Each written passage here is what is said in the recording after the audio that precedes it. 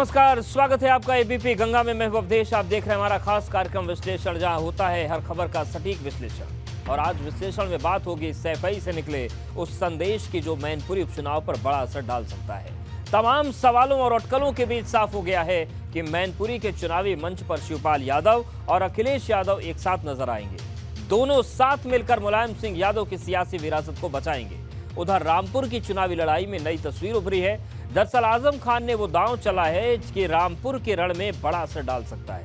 वहीं खतौली के चुनावी बिसात पर परदेसी वाला खेल हो रहा है। तो कहीं मत जाइए, बने रहिए हमारे साथ, क्योंकि अब होगा विश्लेषण।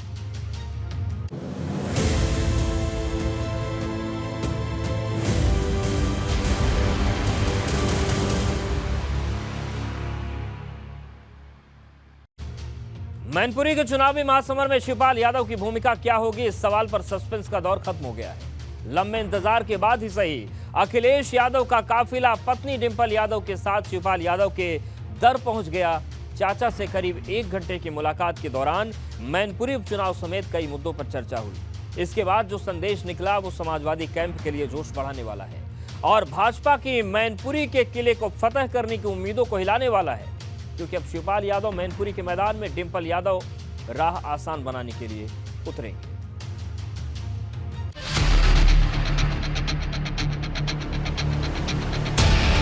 मैनपुरी के लिए एक मंच पर शिवपाल अखिलेश, बहू और विरासत के लिए हम साथ साथ वाला संदेश। तमाम अटकलों, अनगिनत सवालों और लंबे वक्त तक कायम रही सस्पेंस की सियासत पर इस एक तस्वीर ने पूर्ण विराम लगा दिया। इस एक तस्वीर ने साफ कर दिया कि मैनपुरी के महासमर में शिवपाल यादव की भूमिका क्या होगी, और ये साफ कर दिया कि मैनपुरी के सियासी मंच पर शिवपाल यादव की अहमियत को दरकिनार नहीं किया जा सकता। यूं तो बीते सोमवार को ही रामगोपाल यादव ने मान लिया था कि मैनपुरी के चुनावी रण में शिवपाल यादव की शख्सियत और अहमियत को नकारा नहीं जा सकता। बुधवार को समाजवादी पार्टी की ओर से आई स्टार प्रचारकों की लिस्ट में भी यही संदेश छिपा था, लेकिन तब तक शिवपाल यादव पर अखिलेश यादव की खामोशी बरकरार थी। लेकिन गुरुवार की सुबह समाजवादी सियासत के फलक पर एक नया संदेश लेकर आए। वो संदेश जिसका इंतजार समाजवाद के समर्थकों को लंबे वक्त से था। अखिलेश यादव पत्नी डिंपल यादव के साथ चाचा शिवपाल यादव के घर पहुंचे, उनसे बात की। इस दौरान शिवपाल यादव के बेटे आदित्य यादव भी साथ थे। करीब 1 घंटे चली मुलाकात के दौरान मैनपुरी उपचुनाव समेत दूसरे मुद्दों पर चर्चा हुई। इसके बाद अखिलेश यादव ने ट्वीट कर जो संदेश दिया, उसने मैनपुरी के महासमर में समाजवादी राजनीति का नया मंच खड़ा कर दिया। अखिलेश यादव ने ट्वीट में लिखा, नेताजी और घर के बड़ों के साथ साथ मैनपुरी की जनता का भी आशीर्वाद साथ है। मैनपुरी लोकसभा उपचुनाव है। इस बार का ये उपचुनाव पिछले बार की तुलना में इतना आसान नहीं है।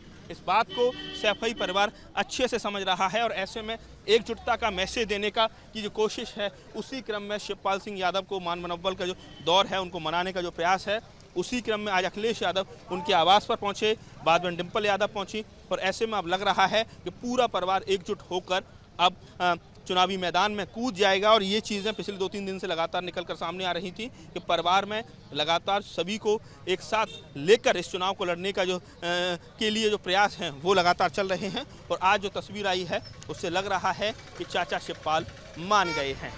मैनपुरी उपचुनाव में शिवपाल यादव क्यों जरूरी है, इसे ऐसे समझा जा सकता है कि साल 1996 में नेताजी ने मैनपुरी से पहली बार संसदीय चुनाव लड़ा था। तब से लेकर अब तक मैनपुरी सीट पर चुनावी अभियान को शिवपाल यादव संभालते आए।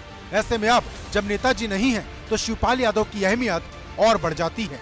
अखिलेश यादव और डिंपल यादव से मुलाकात के बाद शिवपाल यादव ने साफ कर दिया कि वो अब तक जो भूमिका निभाते आए हैं आगे भी उसे ही निभाएंगे। शिवपाल यादव ने मुलाकात की तस्वीरों को ट्वीट कर लिखा, जिस बाग को सींचा हो खुद नेताजी ने, उस बाग को अब हम सींचेंगे अपने खून पसीने से। मतलब साफ है कि मैनपुरी उपचुनाव में शिवपाल यादव बहू डिंपल यादव के लिए सभी मतभेदों को भुलाकर सक्रिय भूमिका निभाएंगे। इसके लिए उन्होंने पार्टी के कार्यकर्ताओं और समर्थकों को भी निर्देश जारी कर दिए हैं। क्या ने बस सभी बूथ प्रभारियों को गांव से मीटिंग जो लोग जुड़े हुए हैं पार्टी तो उन्हें बुलवाया और डिम्पल भाभी के लिए आशीर्वाद दिया। डिम्पल भाभी को तो क्या कार्यकर्ताओं को मीटिंग ली और बताया भारी मात्रा में जिताएं। हम लोग जनता के बीच इसलिए जाएंगे कि भारतीय जनता पार्टी भाजपा को कोई भी किसानों के लिए मजदूरों के लिए कोई काम नहीं किया है। खाद बढ़ती है, लाइन में लगना पड़ता है। अभी कुछ नोटबंदी पे किसानों के मुद्दों को लेकर आप जा रहे हैं। जी जी शिवपाल जी ने क्या मंत्र दिया ये बताइए। नहीं, चाचा का पूरा आशीर्वाद है, सहयोग है और चाचा ने कहा है भारी बहुमत से डिम्पल यादव जी को भारी बहुमत से जिताना है।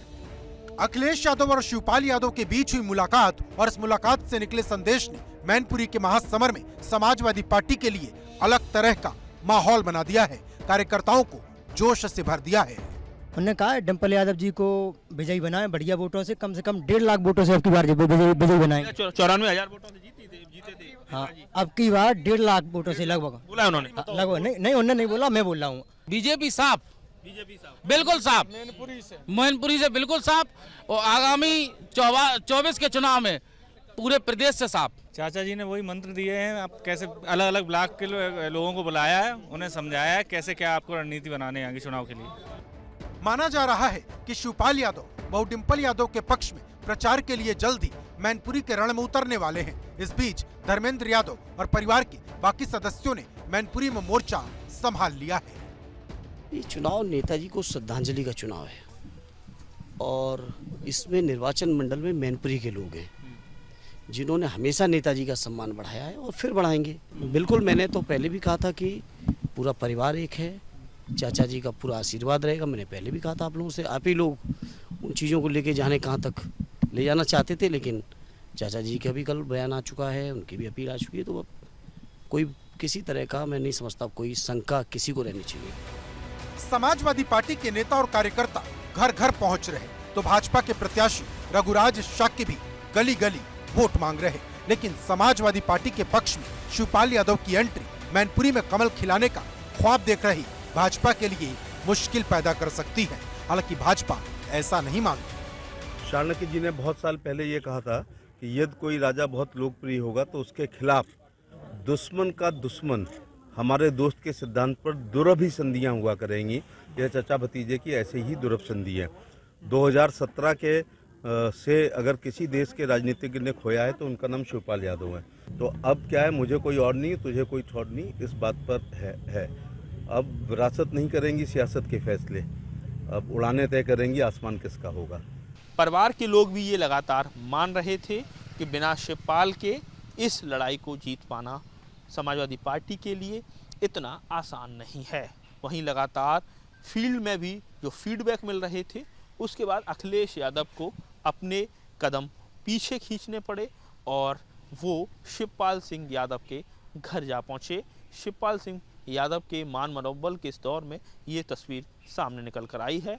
करीब 1 घंटे की मीटिंग हुई है जिसमें बहू डिम्पल यादव को पूरा समर्थन देने का शिवपाल सिंह यादव ने वादा किया है और जो कार्यकर्ताओं के साथ उनकी मीटिंग हो रही है उसमें भी वो कह रहे हैं कि इस इलेक्शन को हर हाल में डिम्पल यादव को जितवाना है।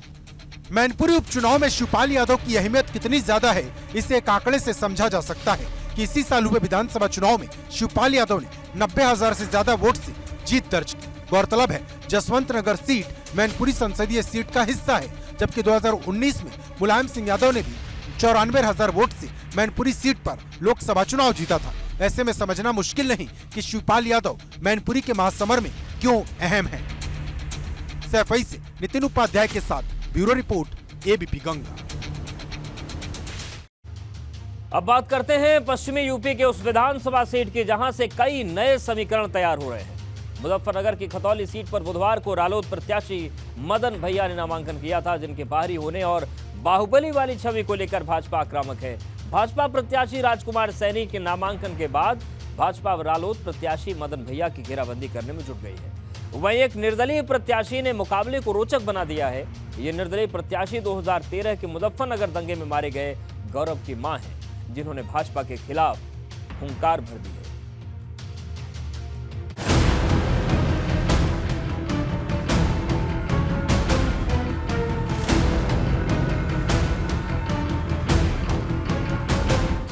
खतौली में भाजपा का परदेसी वाला खेला। परदेसी, तुम तो ठहरे परदेसी, साथ क्या निभाओगे? 5 तारीख को पहली गाड़ी से घर को लौटे, 5 तारीख को बाहुबली उखाड़ेगा रालोद का हैंडपंप। अभी लोगों ने कहा, हमारे पत्रकार बंधु कह रहे थे कि बाहुबली लड़ रहा है। देखिए, मैं कहना चाहता हूं, भारतीय जनता पार्टी के साथ जनबल है, जनता की ताकत है। खतौली में उपचुनाव, 2013 हिंसा पर सियासी तनाव। बच्चों को कोई इंसाफ नहीं मिला, उस वजह से हम चुनाव में आए। सुविधा कही थी, उन्होंने कुछ सुविधा नहीं दी, इस वजह से हम चुनाव में आए। खतौली के चुनावी खेल में भाजपा की राजकुमारी सैनी, रालोद के मदन भैया और कांवल हिंसा में मारे गए गौरव की मां सुरेशवती मैदान में हैं। हालांकि मुख्य मुकाबला भाजपा और रालोद के बीच माना जा रहा, जिनके बीच जुबानी जंग बाहुबली पर आकर टिक गई है।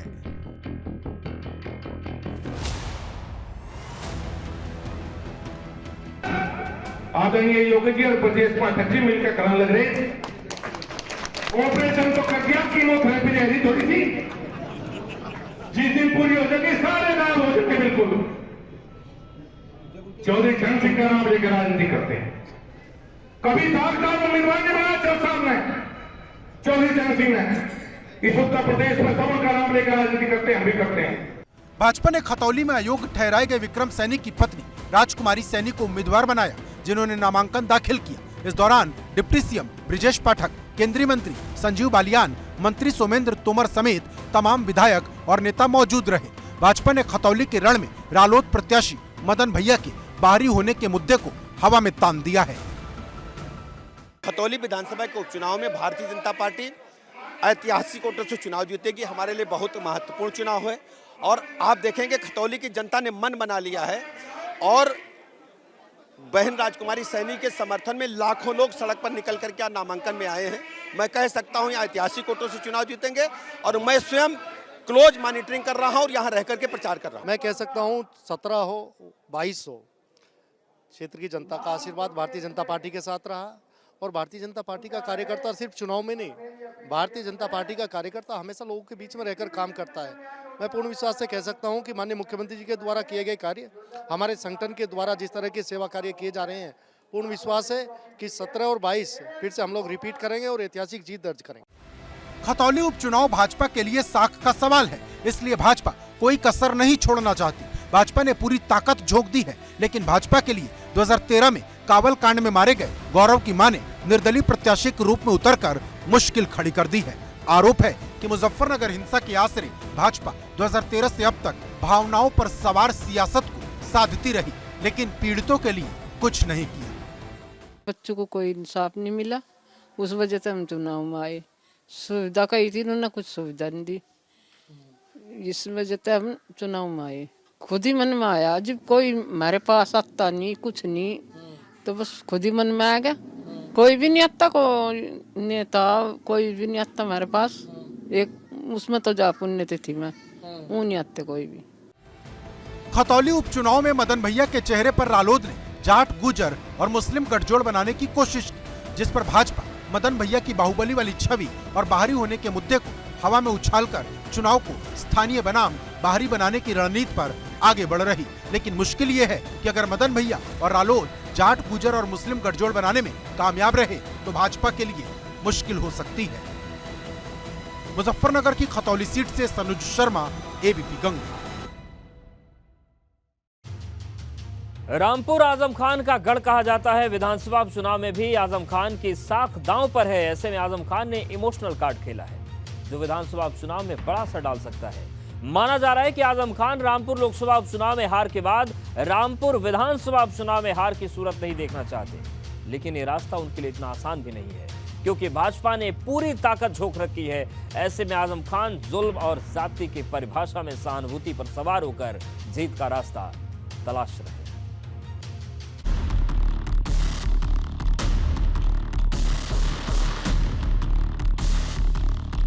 रामपुर की चुनावी पिच पर आजम का इमोशनल कार्ड। आज सवाल किसी की हार और जीत का नहीं है। भाजपा और सपा में आर पार किसे मिलेगा जीत का रिवॉर्ड। सियासत की पिच पर नो बॉल की बेवकूफ़ी और हिट विकेट की बदहवासी हमेशा जो है वो व्यक्ति को मैदान से बाहर कर देती है। उपचुनाव से पहले सपा में दो फाड़। तुर्कों के अलावा अंसारी भी हैं, यहाँ शेख भी हैं और जाति भी हैं। किसी अच्छे आदमी को टिकट देते, दफ्तर आदमी क्यों टिकट दे रहे हैं? सपा के आसिफ या भाजपा के आकाश, रामपुर की रजा क्या है? रामपुर की सियासी पिच पर कौन आउट होगा, कौन जीत का जश्न मनाएगा? रामपुर के आकाश में भाजपा इतिहास लिखेगी या फिर रामपुर की रजा सपा के आसिम के साथ होगी? इन तमाम सवालों के बीच सर्दी के मौसम में सियासी पारा हाई है। एक और रामपुर लोकसभा चुनाव में कमल खिलाने के बाद विधानसभा चुनाव में जीत का जश्न मनाने को भाजपा बेताब है, तो दूसरी ओर दांव पर है आजम खान की साख, जिनकी सदस्यता जाने के बाद यहां उपचुनाव हो रहा और आजम खान इमोशनल कार्ड के जरिए आसिम राजा के जीत का रास्ता तैयार कर रहे हैं।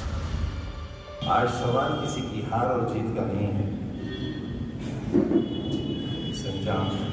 जहाँ दरिंदगी, हैवानियत, जुल्म सब कुछ हार गए। संदेश बिल्कुल साफ है कि रामपुर का उपचुनाव आजम खान की साख का सवाल है। ऐसे में आजम खान हर वो दांव पेच आजमा रहे जो आसिम राजा की जीत की उम्मीद बढ़ा सकता है। इक़्तिदार है तो हमने फलक को नामजद कर दिया, उसे मैंने मान लीजिए, जरूरत ही नहीं, इसे लोकतंत्र का पर्व कहने की जरूरत ही नहीं है। हम पार्लियामेंट में जीतेंगे इंशाअल्लाह।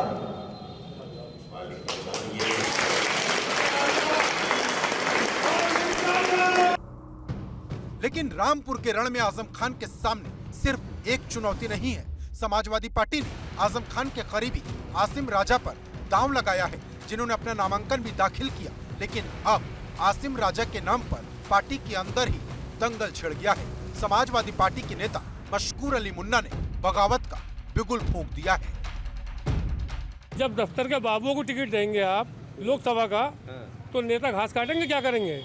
नेता की एक आदमी का टाइम होता है। यही वजह थी जो लोकसभा का चुनाव रामपुर में समाजवादी पार्टी हार गई थी, उपचुनाव जो हुआ। अच्छा चयन नहीं था टिकट का। अच्छा भाई, तुर्कों के अलावा अंसारी भी हैं, यहाँ शेख भी हैं और जाति भी हैं। किसी अच्छे आदमी को टिकट देते, दफ्तर आदमी क्यों टिकट दे रहे हैं? आसिम राजा पंजाबी बरादरी से हैं, शमसी पंजाबी से। आपका कहना यह है कि उनके बरादरी के वोट नहीं है? नहीं मिलते नहीं। वोट कितने थे? पूरे जिले में का जरा से वोट है शहर में, वोट डालने जाते हैं। वोट क्या रहेगा? जीतेंगे इंशाल्लाह, जीतेंगे। आइए ना भाई, आप भी जीत के जश्न में शामिल होंगे। मुद्दे क्या रहेंगे? विकास, आजम खान का एक ही मुद्दा है, विकास, सुरक्षा और सम्मान। रामपुर के रण में भाजपा ने अपनी पूरी फौज उतार दी है। आकाश सक्सेना के नामांकन के दौरान पूर्व केंद्रीय मंत्री मुख्तार अब्बास नकवी, कैबिनेट मंत्री सुरेश खन्ना, रामपुर से सांसद घनश्याम लोधी समेत पार्टी के कई बड़े नेता मौजूद रहे। दावा है रामपुर में इस बार कमल खिलेगा। आजमगढ़ भी गढ़ माना जाता था और फिर रामपुर भी गढ़ माना जाता था, तो यहाँ तो घनश्याम लोधी जी ने ढाया पहले गढ़, और वहाँ निरहुआ ने ढाया। इन दोनों का ही आशीर्वाद माननीय मोदी जी और माननीय योगी जी। रामपुर की चुनावी फाइट में भाजपा की रणनीति वही है जो उसने रामपुर लोकसभा उपचुनाव के दौरान अपनाई, मतलब पूरी ताकत के साथ हर एक बूथ पर चुनाव लड़ना होगा। पहले उपचुनाव हुआ तब भी कमल यहाँ खिला था, आज उपचुनाव होने जा रहा है तो फिर कमल खिलेगा, क्योंकि यहाँ पे आप देख रहे हैं हिंदू मुसलमान सब। आजम खान इमोशनल हो रहे हैं, जनता को जुल्म और ज्यादती का संदेश दे रहे हैं, विधायकी जाने का गम दिखा रहे हैं, 45 साल की रहनुमाई का वास्ता दे रहे हैं। इस बीच आजम खान से वोट देने का अधिकार भी छिन गया है। रामपुर उपचुनाव में आजम खान वोट नहीं दे पाएंगे। भाजपा प्रत्याशी आकाश सक्सेना ने निर्वाचक रजिस्ट्रेशन अधिकारी से आजम खान से वोट का अधिकार छीनने की मांग की। उधर सड़क पर सफाई करने वाली मशीन की चोरी के केस में भी आजम खान की मुश्किलें बढ़ने वाली।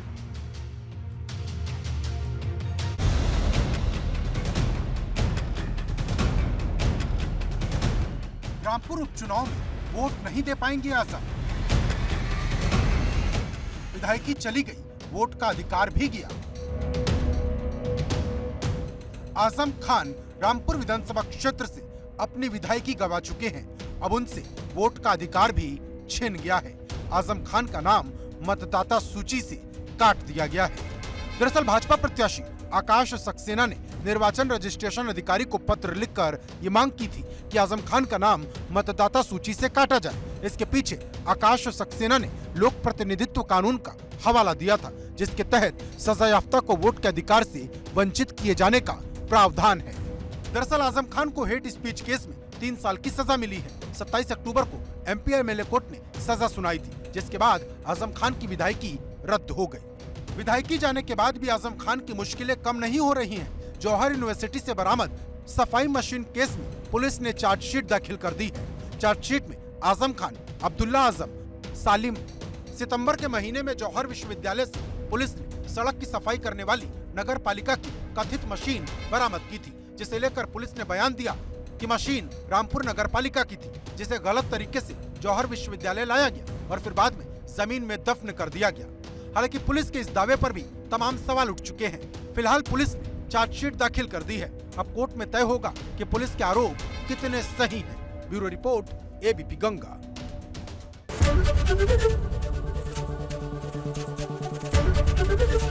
एबीपी गंगा, खबर आपकी, जुबान आपकी।